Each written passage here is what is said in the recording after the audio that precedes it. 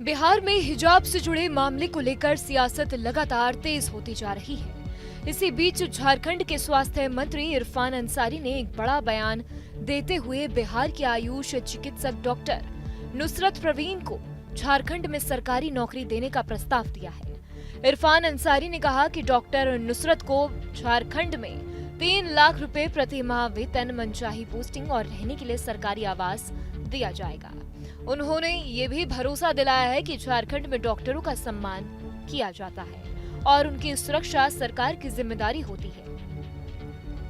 मंत्री के अनुसार झारखंड सरकार के आधार पर डॉक्टरों की नियुक्ति करती है, जिसमें हर बेहतर वेतन और कई सुविधाएं मिलती है। इरफान अंसारी ने दावा किया है कि मुख्यमंत्री हेमंत सोरेन खुद अपने हाथों से नियुक्ति पत्र देंगे।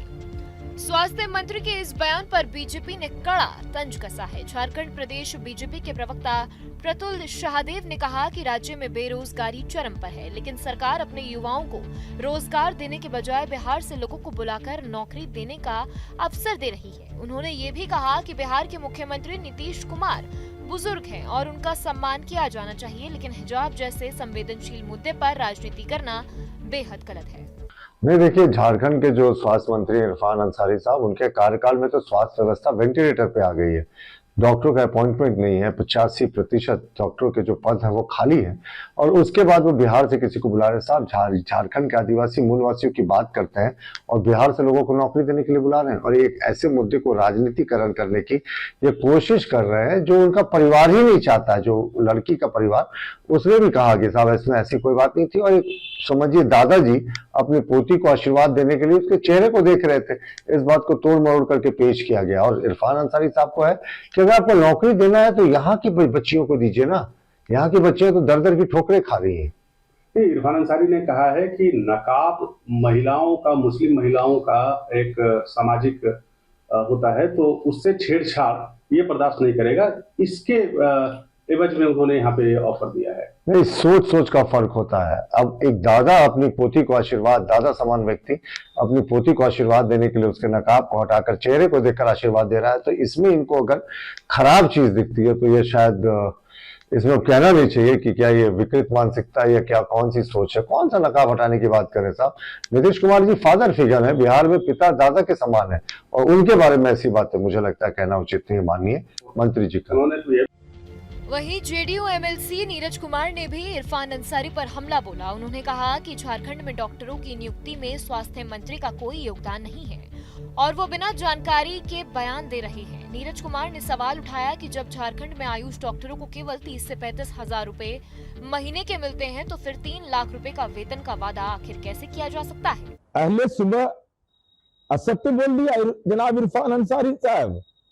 आप राज्य के स्वास्थ्य मंत्री है झारखंड के, आपको अपने विभाग की भी जानकारी नहीं है।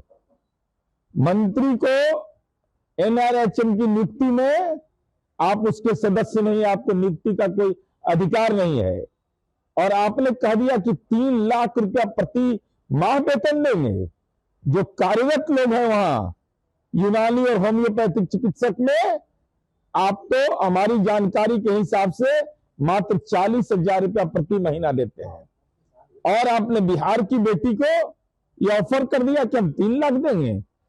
कम्युनिटी हेल्थ ऑफिसर जो यूनानी और होम्योपैथ से आयुष चिकित्सक होते हैं, उनको 25,000 रुपया महीना देते हैं। तो आपको ये अधिकार किसने दिया?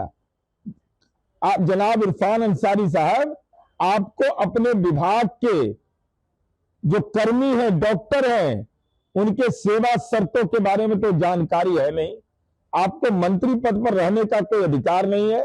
इसी बीच आरजेडी भी नुसरत के समर्थन में सामने आई है। आरजेडी विधायक गौतम कृष्णन ने कहा है कि ये सिर्फ एक बेटी का नहीं बल्कि पूरे बिहार का अपमान है। उन्होंने डॉक्टर नुसरत को आरजेडी ज्वाइन करने का ऑफर देते हुए कहा कि पार्टी उनका खुले दिल से स्वागत करेगी और सरकार के खिलाफ उनकी लड़ाई में साथ देगी। मैं तो कहूँगा, जिस तरह से बहन नुसरत जी का ये अपमान हुआ है, ये सिर्फ उसका अपमान नहीं है, ये बहन बेटियों का अपमान है, और भारतीय संविधान में जिस तरह से धर्म की आजादी दी गई है उसका अपमान है। और मैं ये कहना चाहता हूँ बहन नुसरत प्रवीण को, तो मैं कहता हूँ आप राष्ट्रीय जनता दल में आइए, हम बहन आपका स्वागत करते हैं राष्ट्रीय जनता दल परिवार की ओर से। हम लोग जो ये संघी संघवाद जो चल रहा है, जिसमें माँ बहन बेटियों का अपमान किया जा रहा है, उसका हम लोग एक एक करके हिसाब लेंगे। माजी जी अभी कह रहे थे कि हमारा बयान को तोड़ मरोड़ कर दिखाया जा रहा है। अरे भैया तोड़ मरोड़ के आप क्या उस वक्त नशा में थे क्या? नशा में हो किसका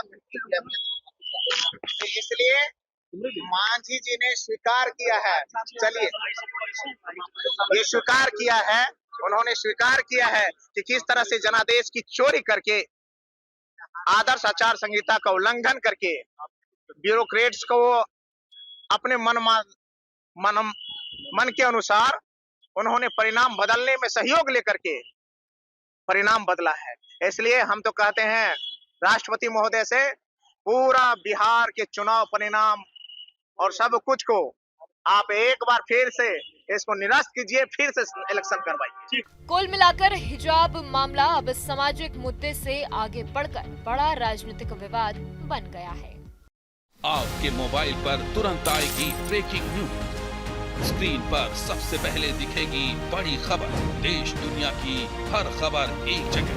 अब आपके मोबाइल पर तुरंत फटाफट इंस्टॉल कीजिए न्यूज नेशन ऐप और रखिए खुद को अपडेट।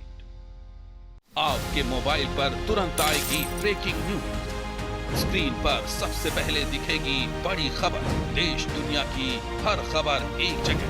अब आपके मोबाइल पर तुरंत फटाफट इंस्टॉल कीजिए न्यूज नेशन ऐप और रखिए खुद को अपडेट।